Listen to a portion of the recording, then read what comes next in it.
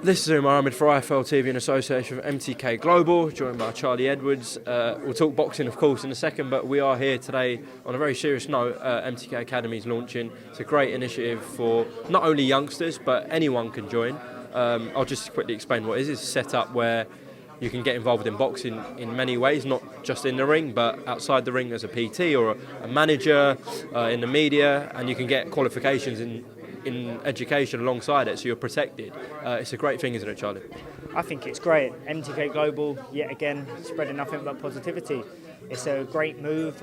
Kids coming up, when they leave school, they don't know what to do. If they've got a real passion in boxing, they can go into it for a 2-year diploma and get a qualification at the end of it. And not only that, if boxers like myself, obviously aiming to turn pro later on, if you go into that, you learn a hell of a lot. I've had to learn on the job. Like, I've made mistakes, made wrong decisions and had to learn. Well, if you go into that and they're teaching you the boxing, the politics of boxing, what you got to watch out for, and it can advise you in a way where you won't make the mistakes in the future, it's so great. We don't see majority of people going to a gym looking to box, make it as fighters or earn good money. So I think it's really important where it's just not solely focused on in the ring stuff, but as I said, you've got protection outside, so you're covered. MTK are covering you anyways, and as I said, anyone can join. Well, that's the thing. Like, everyone who goes and wants to be a professional boxer, they might not make it in professional boxing, but they've still got a passion for boxing. They're making experience in boxing, so they might want to go into a boxing avenue after, whether that's training, managing, coaching, doing small hall promoting or big promoting later on in life. So it gives a real vast audience of kind of what you want to go down to after. If your boxing career fails, there's other doors you can go into where you can be successful in. Just because you're not a great professional or you're not a great fighter, it doesn't mean you won't be a great manager, a great cutsman, rapsman, coach, you know? That's the beauty of boxing. There's so many avenues you can go down. Even if you do make it, we've seen like someone like Anthony Ogogo, Olympian, was cracking on with his professional career, couldn't continue because of health reasons, injuries, etc. So even if you do make it, there's no guarantee you're going to carry on, because with any sport really, especially boxing though, the likelihood of an injury that rules you out, etc., means that you can't carry on, and then you're screwed if you don't have anything else. Well, every time you step into that ring, you're putting your life on the line first and foremost, but also every time you risk high risk of injuries, even in training camps. Yeah. So look at Anthony Ogogo, great example. It gives people an opportunity to make something of their life if it doesn't go the right way at first. Look at Tommy Martin as well. Yeah. It happened to him. Had this been in place when he was younger, he could have. It took him a while. I know Tommy personally. It took him a while to get his head round of what he wanted to do. Now he's coaching, but had he had been given the information beforehand of what ifs happen and give that backup plan, it might have been an easier ride for him. So yeah, it's a good point that someone like Tommy Martin, someone Anthony Ogogo, they're lucky they've found something else. Ogogo's gone into kind of media work, and Tommy Martin's training fighters now. But some fighters, if they don't have an avenue, what do they do after boxing? It can lead to serious like mental issues, and even worse, it can lead to drinks, drugs, suicide, and that's not just for boxing. We've seen footballers go down that route as well, because you love something so much, you do it all the time, and then you leave it, and you've got nothing else, then it can lead to serious issues. Well, that's what it is. Boxing's a short career, and people forget that. You've got to plan ahead, because one day it's all the glitz, the glam is all going to come to an end, and you've got to really look forward. And if you're getting taught that at a young age in school, you're kind of more importantly self-aware. A lot of people don't want to be self-aware that things might not go the way they want them to. But if someone's drumming it into you and teaching you that, you know what's going to come. You know you're going to be all right, I'm going to go for this, I'm going to give it my all. If it don't work, I'm going to go down this avenue, that avenue, or that avenue. And it's perfect. And not only that, it gets people who are brought up maybe with a violent upbringing, they will want to go down the boxing route because it's something they've got an interest in, because we know boxing isn't a violent sport, it's a chess for us. But with people who think it's violent, they'll go down that, and then it could change their mindset for a more positive outlook rather than to get caught up on the streets, get caught up in bad, negative situations and jobs. I guess this is a double-edged question. How long have you got left? That feels weird asking that because you're in your prime of career, but this is coming back to have you got it set what you want to do after you finish your career? Have you mapped that already? So yeah, how long have you got left, and have you planned for after your career? I would say I've got about 6-7 years left, coming up to 27. I don't want to be in this sport and get damaged, for the rest of my life. So I've always been kind of business minded. So I'm looking at kind of going down business routes, maybe clothing brands, fitness brands, stuff like that. Maybe my own protein brand later on. So it's kind of like getting stuff put into place now, slowly as the career goes on. But I don't want to jump into it too straight away, because it takes your outlook off boxing. But I am planning ahead, and I look forward to the day where boxing comes to an end, and then I've got a new life. Because if you think about it, so I say I fight up to 35. That's 35 years of my life. I've still got another 35, so I'm only halfway through my life. So you need something else to put your energies into and your passion into, so life's worth living. No wonder people do go off rails, and they're all used to living for something. The passion's there, and then they lose their head because they haven't got anything to aim at. So it's just kind of like getting your ideas down, jotted down on paper, thinking about things, and that's what I've been doing. Is there any news on you, Charlie? A fight date, etc.? Yeah, I'll be back out in April. I'm going to be on an MTK show. I think it's at York Hall.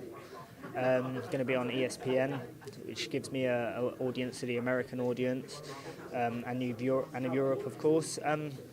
So yeah, I've listened to my advisors and my management team, MTK Global, and I just want to get back in the ring. First and foremost, I'm out of contract at the minute, so I know I've been told that Eddie's still interested in me, so we'll see what offer he comes up with. But I've also got another few offers on the table, which I've been told about. So my main thing is not rushing, just seeing where my offers are, get back to winning ways, show everyone what I really am about. My last performance weren't the best because my weight was dead, and I was in there against a killer. He's a real top fighter, you know what I mean? So it's going to be good to get back to winning ways at my new weight and show people what I'm about again. So and then after then we'll see the offers and see what's out there on the table, and go from there. I guess many people listening here would have thought you'd be on a Matchroom bill next, because that's what we've seen you regularly been on. Have you talked to Eddie Hearn recently? Has there been a new offer on the table? Have other promoters reached out to you as well? I personally haven't talked to Eddie. My advisor and MTK Global deal with all that for me, and I just listen to them. And my advisor come up with this date in April at MTK. Okay. And I say that I've known Charlie Edwards for how many years now? And mate, this guy is world champion, WBC world champion. Can you believe it? A guy from London, from the Repton gym, WBC champion. You know what? Like, me and his brother haven't always had the best thing online, but who does have with you and Sonny, to be fair? Listen, man, Sonny Edwards next up, but this guy, WBC champion at one weight, he's now gone up in weight, and I believe that he'll get there again. Sonny Edwards, he's the weight below it, right? I think he's going to get there as well. These two brothers, mate, you can't mess with them. What if they fought each other? Oh, I don't know. Hopefully they don't. Hopefully they don't. Hopefully they don't. But you know what I mean. But these two guys are the best, man. I'm a fan. Good to see you. Yeah, 100%. Good to see you, bro. Good man, OD. Take care. What were we talking about? Yeah, just MTK have been telling you what to do, basically. Yeah, my advisor and MTK, they come up with a show and said you can be on that because I'm a pest. I want to be out on show. I want to know when I'm fighting so I can prepare to my best. And he said, get you out on that 100%. And I went, yeah, let's do it. And the offers are building up as we speak. So I know Eddie does want to work with me still. I've heard that. So we'll see what he comes back with. So it's exciting times. 2020 is a very exciting year for me. Interesting that. I'm sure when we learn about an opponent, we'll catch up with you. Do want to get your take on two fights coming up on the same bill, actually. Jay Harris goes for a world title against your former opponent, Martinez. Fancy Jay in that? My heart wants him to win. I like Jay. He's really close friends with my brother, and I've had nothing but respect from Jay all the way through. We chat to each other on social media here and there. So my heart wants him to win. My head says maybe he won't. Martinez is a killer. You see that what he done to Rosales. He broke him down and hurt him, and that don't happen to Rosales. So it'll be an interesting fight, but I've got to go with Martinez on that one. Yafai against Chocolatito. Obviously, Roman Gonzalez coming to the end of his career. He's at the end of his career. Do you think Cal can beat him? Yeah, most definitely. I do think he can beat him. I do think it's a 50-50 fight, but I'm edging towards Cal solely because timing's everything in boxing. Chocolito's been very inactive, and this is like Cal's fight to go bang. Really, Chocolito's got a name, so this is the first kind of fight where people are actually taking an interest in Cal because although he's world champion, he's had quite a smooth run through with defences and whatnot, and he's gone under the radar. So I think, like Cal said, your rivals. He's a rival, but he was his idol. So he's going to really want to prove a point to himself more than anything. So I think that will make him train that little bit harder, that little bit more, and do things even better. So, but then Cal's an Asian fighter as well. But I do believe Cal will get this one because the time is right. Nice to see you. Get a picture quickly. She's not going to stop going on. Did you make me look too? That's it. We'll be in touch anyway. And I'll see you at your fight. Thank you very much. That's right, no problem. Take care. Cheers, man. Got a lot of interruptions in your interview today. What was I going to say? Yeah, you're fighting in April. Cal's fighting in February. If he does beat Chocolatito, obviously that propels him as a bigger name. He's a massive star. Chocolatito's still in boxing. Is that the natural fight to make then, Charlie? Yeah, well, I believe so. I've always seen an interview on him on Sky. He says if he wins, he's aiming for Estrada and all these. Fair enough. Fair enough. He deserves a unification fight. You know what I mean? He's the longest reigning British world champion. If he beats Chocolito, he's got every right to get a unification fight. So it's just a matter of time. Like, I know me and Cal will fight in our careers. It's not going to be a Brooke Khan situation, is it? No, it's not. We're both lighter weights. You need a rivalry to earn a big payday. And what he says is he's saying that I'm causing a rivalry just for a payday. He needs it just as much as me. We're lighter weights, and for British boxing, I think it has to happen. To like the Quigg-Worth Frampton situation, no one really even cared about the lighter weights, and then they brought it on. Like, even though they were super bantamweights, it made a massive thing. They sold out. There was pay-per-view on Sky. It was huge. So I'm not saying it could be as huge as that, but it's still a good step for British lighter weight division. So why wouldn't it happen? I think it's fair to say you both need each other because who else is there domestically currently right now? Exactly. There isn't really. There's my brother. I'm never going to fight my brother, and he's with a different promoter to Cal and stuff like that. So it's a weird one. Everything will happen in the right time. It always does. No point stressing. But more importantly, I've got fights I need to focus on. He's got fights he needs to focus on, and one day we'll get it on. Did you see Wiley said one of his favourite fighters is Sonny Edwards? Yeah, I did actually see that. I see that on my brother's social media platforms, and it's good. It's good. That's what boxers need. They need like these big stars to show us some support because that makes us bigger names. And again, a lightweight getting a response from Wiley, who's known as UK Grime, one of the kings. So it helps. It helps. Profiling's massive, and you need it in the sport of boxing. Look at the YouTubers. They're killing it, making a load of money because they're known, and that's what boxing's turned into. The more known you are, the more money you earn. Actually, get your take on the third fight. Just close this interview off. Tyson Fury saying he's going to knock Deontay Wilder out in 2 rounds. Do you think that's mind game? Do you think it can happen? Tyson Fury's a mind game king. Who knows? It's heavyweight boxing. Maybe he could. He could definitely. He's a big heavyweight and he can punch. And he's got the boxing still, so it only takes one punch to change a fight.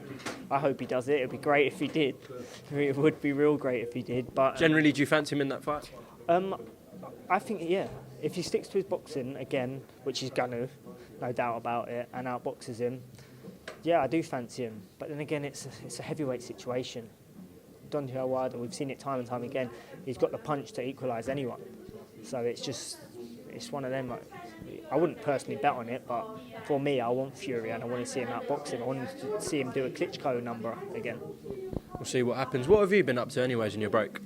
I've been away. I've been training. Like, after the world title fight, I lost my head a little bit, like anyone would. I went into a bit of like shit time with all like the negativeness that come to me with social media and stuff, and I was reading too much into it.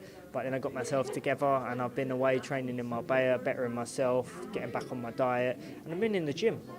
Believe it or not, I've been in the gym. I've been travelling here and there. I've got a new missus, so Have you really? yeah, All right. I'm about 3 months. 3 months. It's coming up 4, and yeah, I've met her at the worst stage of my career, so I know she's a real good one, and she actually helped me change my mindset, get me back more positive, and get me in a better position. So when my fight drops like it is now, that I'm ahead of the game. And when I go into training and when my next fight comes, the performance I'm going to put on is amazing. She's a nutritionist as well, so everything interlocks. It's crazy. I met the right person at the right time, and I'm looking forward in my career to a much bigger and better place.